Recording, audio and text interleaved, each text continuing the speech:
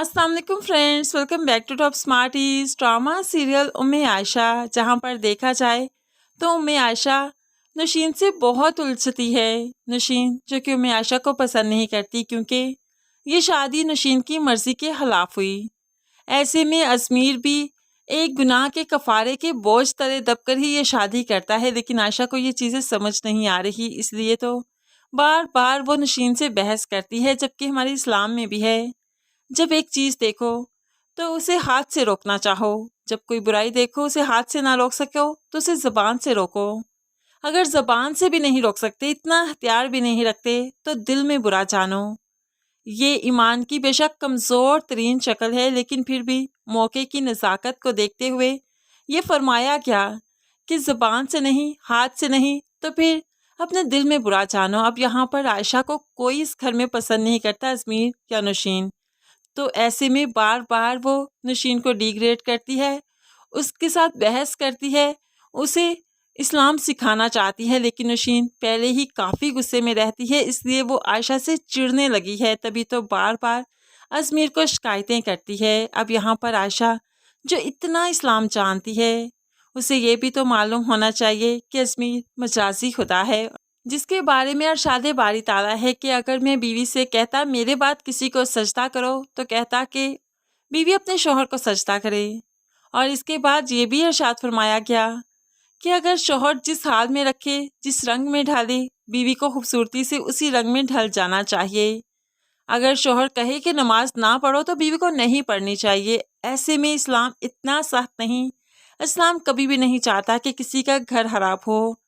बीवी अपने घर को संभाल कर रखे, अपने शोहर की मर्जी के मुताबिक चले। इस्लाम तो बहुत सी रायत देता है बीवी को।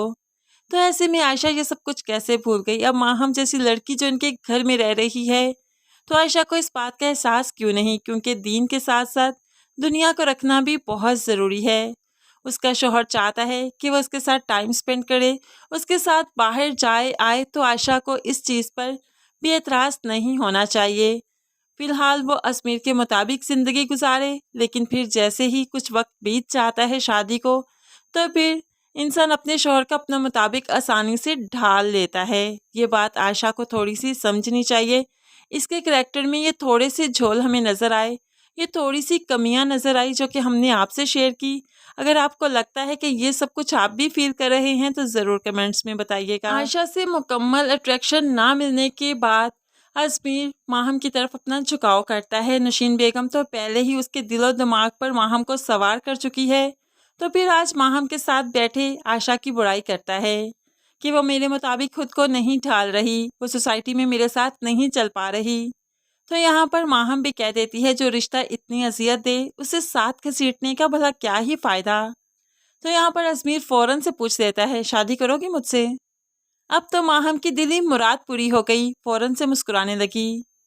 अब यहाँ पर अजमीर और माहम जब घर आए, तो यहाँ पर आयशा और नशीन की अलग ही जंग छिड़ी थी। तो नशीन, जिसे बहस पसंद नहीं, लेकिन आयशा बार बार उस पर इस्लाम को मुसल्लत करते हुए बहस करती है, तो आज नशीन अपने बेटे से कहने लगी, अपनी बीवी को समझाओ, मुझे ज़्यादा सिखाने पढ़ाने की ज़रूरत नहीं, इसकी स्टूडेंट नहीं हूँ मैं।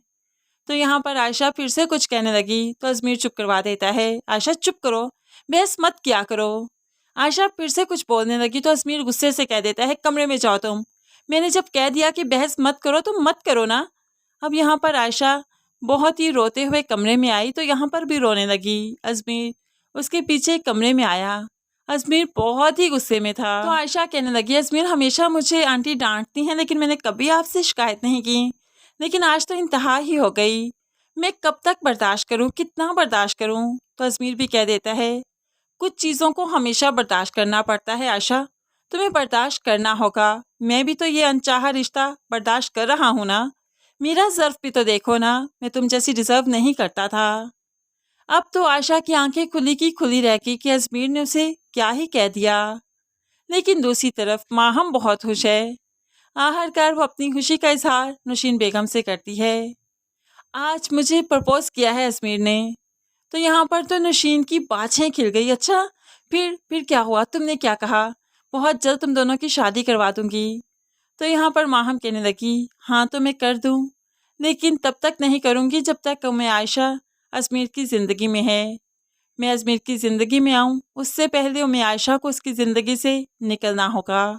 तो नौशीन हामी भरती है, हाँ ठीक है, जैसे तुम कहोगी वैसा ही होगा। मुझे तो उम्मे आयशा वैसे भी पसंद नहीं, बस तुम मंगनी कर लो, उसके बाद मैं आहिस्ता ही आहिस्ता सब ठीक कर दूंगी। तुम देखना, शादी तक इनकी तलाक हो जाएगी। अब तो माहम को जैसे तैसे नौशीन मना ही देगी और फिर आयशा के कानों तक भी ये बात पहुंच गई कि अजमेर दूसरी शादी करने जा रहा है माहम के साथ। तो आयशा बाहर बैठी काफ़ी रो रही थी कि दादी ने जब देखा तो आयशा फूट फूट कर रोने लगी और सब कुछ दादी को बता देती है। दादी, मैं इस घर से कहाँ जाऊँगी, मेरा तो कोई नहीं, कोई ठिकाना नहीं, प्लीज़ मुझे अजमेर से कहिए इस घर से मत निकाले। दादी काफ़ी तड़प चाहती है कि अजमेर ने ये रिश्ता ऐसे ही खोखला समझ दिया। जो रिश्ता मैंने करवाया था उस पर ही सौतन लाकर बिठा दिया आयशा पर। अब यहाँ पर दादी काफ़ी गुस्से में है। दादी समझती है कि वो अजमेर को उसके गुनाह याद करवाएगी तो अजमेर अपना रास्ता बदल लेगा, लेकिन इस बार नहीं। दादी ने अजमेर को डांटा, उसे कहा, तो फिर अजमेर भी कहने लगा, दादी नहीं गुजारा कर सकता आयशा के साथ, बहुत अरसा हो गया, वो मुझे नहीं समझ पा रही, मैं उसे नहीं समझ पा रहा। ऐसे में रिश्ता कैसे गुजरेगा, ज़िंदगी कैसे बीतेगी। मुझे अपनी ज़िंदगी गुजारने के लिए मेरे जैसे हमसफ़र की ज़रूरत है। अब तो दादी भी कुछ ना कर पाई, लेकिन अजमेर की ज़िंदगी में एक दूसरा हमसफ़र लाकर कुदरत ज़रूर यहाँ पर आयशा का भला कर रही है, क्योंकि जैसे ही माहम जैसी लड़की अजमेर की ज़िंदगी में आएगी, जो कि काफ़ी डोमिनेटिंग है, हमेशा अपनी चलाना ही जानती है, किसी की नहीं सुनती, इसलिए तब जाकर नौशीन और अजमेर को एहसास होगा कि आयशा कितनी अच्छी थी। कुदरत जो माहम को अजमेर की ज़िंदगी में ला रही है तो आयशा का ही साथ दे रही है, क्योंकि उसके बाद अजमेर के लिए दोनों पर्सनैलिटीज़ को मुआजना करना काफ़ी आसान हो जाएगा और वो अपने कदम खुद ब खुद आयशा की तरफ बढ़ाएगा। यहाँ पर तो कुदरत ही आयशा का घर बसाने की कोशिश कर रही है, लेकिन आयशा की तरफ देखा जाए तो आयशा का करैक्टर इतना स्ट्रॉन्ग नहीं। जबकि हमने उम्मे आयशा सीज़न 1 देखा था तो वहाँ पर जो निम्रा खान ने करैक्टर प्ले किया था बहुत स्ट्रॉन्ग था, डायलॉग डिलीवरी बहुत ज़बरदस्त थी और इस तरह से एम्फेसाइज नहीं किया गया था। बार बार वो किसी पर तनकीद नहीं करती थी, बार बार बहस नहीं करती थी, इस तरीके से बात करती थी कि सब कायल हो जाते थे।